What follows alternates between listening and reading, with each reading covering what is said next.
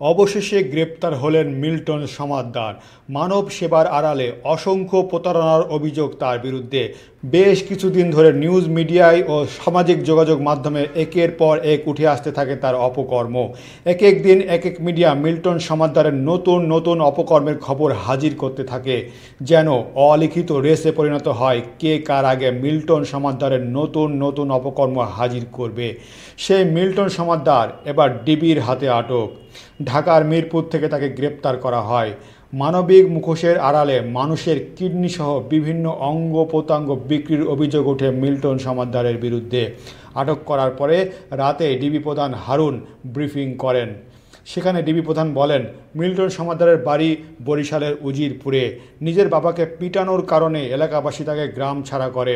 ঢাকায় এসে শাহবাগে ফার্মেসিতে কাজ করত এবং সেখানে ওষুধ চুরির অভিযোগে তার চাকরি চলে যায়। এরপরে মিতু হালদার নামে এক নার্সকে বিয়ে করে child and old care centre স্থাপন করে। সেখানে বাচ্চা শিশুদের ও গরিব বৃদ্ধদের রাখা হতো। এখানে কেউ মারা গেলে বেশিরভাগ লাশ সে রাতে দাফন করত। এ ব্যাপারে জিজ্ঞেস করা হলে মিল্টন সমাদ্দার বলেন, না হলে বিভিন্নজন বিভিন্ন প্রশ্ন করে। এখন পর্যন্ত 900 লাশ দাপন করলেও তার কোনো তথ্য মিল্টন সমাদ্দারের কাছে নেই এবং সে নিজেই ডেথ সার্টিফিকেট তৈরি করত। তিনি তার কাছে আশ্রিত ব্যক্তিদের কিডনি বিক্রি করেছেন কিনা তা আরও তদন্ত করে জানানো হবে বলে জানান ডিবি প্রধান।